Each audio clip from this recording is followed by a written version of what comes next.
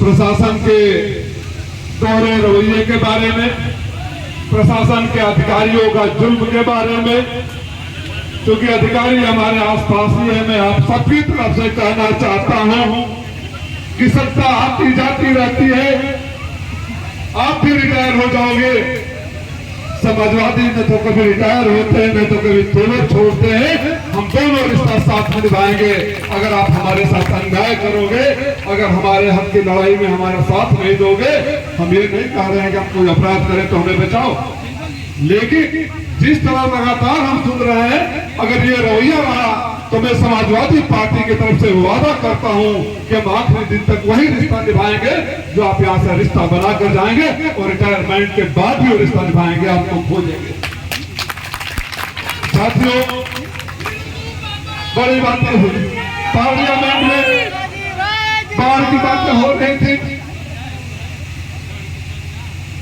Parliament में मैंने बाढ़ की बात उठाई थी और मैंने सरकार से पूछा था कि मैं सरकार के उस विद्वान सलाहकार को जानना चाहता हूं, उनके बारे में जानना चाहता हूं, जिसने सरकार को बता दिया कि अगर गंगा में बाढ़ आएगी, हमारे बगल में बक्सर के विधायक सांसद जी बैठे थे, कि अगर गंगा में बाढ़ आएगी तो बिहार तो डूब जाएगा, मेरा गांव नहीं डूबेगा, बलिया नहीं डूबेगा, बैरिया नहीं डूबेगा, बांसी नहीं डूबेगा, देवरिया नहीं डूबेगा, गोरखपुर नहीं डूबेगा, सलेमपुर नहीं डूबेगा। जवाब आया है, कल लिखित में जवाब आया कि प्रदेश का मामला है, हमने प्रदेश सरकार को निर्देश दे दिए। बिजली का सवाल है,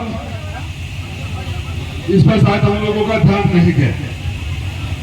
आप लोगों को याद होगा मोदी जी का 2017 वाला भाषण, 56 इंच का सेना का आविष्कार वहीं से हुआ था। उससे पहले हम लोगों को नहीं पता था। इधर पुलिस का अधिकारी है, IPS भी 56 इंच का सीना किसका होता है नहीं पता होगा, इनका भी नहीं होगा, मैं दावे के साथ कहता हूं। लेकिन नेताजी 24 घंटा बिजली देने के लिए 56 इंच का सीना चाहिए। कहां सीना से जुड़ गया? आज बिजली के नाम पर अवैध वसूली हो रहे। पत्रकार साथियों, आप अपना निभाओ। छापा मारा जाता है गरीबों के घर, वसूली शुरू होती है 5 लाख, 8 लाख, 10 लाख, 20 लाख, और सेटल होता है 25,000 पर, 50,000 पर। इसके खिलाफ भी आंदोलन चलेगा। मैंने सरकार से कई सवाल किए थे। मैं चाहता हूं कि मैं अपने जन्मभूमि पर रहूं, सौभाग्यशाली हूं, इस क्रांतिकारी धरती पर पैदा हुआ। मैं चाहता हूं सवालों पर जो आज हमने आंदोलन की शुरुआत की है, उन सवालों पर हम बात को आगे बढ़ाएं। बात हो रही थी, हमारे नेता ने, सदन में कई सांसदों ने अग्निवीर की सवाल उठाया था। अग्निवीर की नौकरी कितना साल के हो? कौन साल के हो? सरकारों 5 साल ना रहेगा चाहे ना रहेगा, चाहे ना रहेगा, ये फैसला तो करना पड़ेगा। हम लोग लोहिया के लोग कहते थे कि जिंदा कौमें 5 साल तक इंतजार नहीं करती। जिस सरकार ने हर घर में बेरोजगार दे दिए, वो सरकार को बेरोजगार करने की जिम्मेदारी हम सबकी। सारे मुद्दों को कहा गया। हम अपने नेता को लड़ते हुए देखे हैं, बांसडीह के विधायक के कारनामे भी हम खूब सुन रहे हैं। और मैं बांसडीह के विधायक से जनता दल के सारे नेताओं से कहना चाहता हूं कि सत्ता के अहंकार में 5 साल की नौकरी के लिए ऐसा मत कर देना कि 5 साल बाद हम तो वापस आएंगे, आप कहीं मुंह दिखाने लायक नहीं रहोगे। इसलिए शालीनता के साथ अहंकार को दूर करके राजनीति करो। किसी पद पर नहीं है राम गोविंद चौधरी जी, लेकिन जितनी लड़ाई में अपने पार्टी के नेता के सामने भी और हर मोर्चे पर जितनी चिंता करते हुए आप लोगों को देखता हूं, शायद हम लोगों में से बहुत कम लोग करते होंगे। मैं इस क्रांतिकारी धरती के लोगों से आह्वान करता आया हूं। 1942 में आपने अंग्रेजों को यहां से भगाया था, और अगर हम बार बार कहते हैं कि हम चित्तू पांडे की धरती से है, मंगल पांडे की धरती से, जयप्रकाश नारायण चंद्रशेखर छोटे मुड़िया की धरती से, तो हमारी जिम्मेदारी और भी ज्यादा हो जाती है। मैंने एक सवाल उठाया, इस सरकार में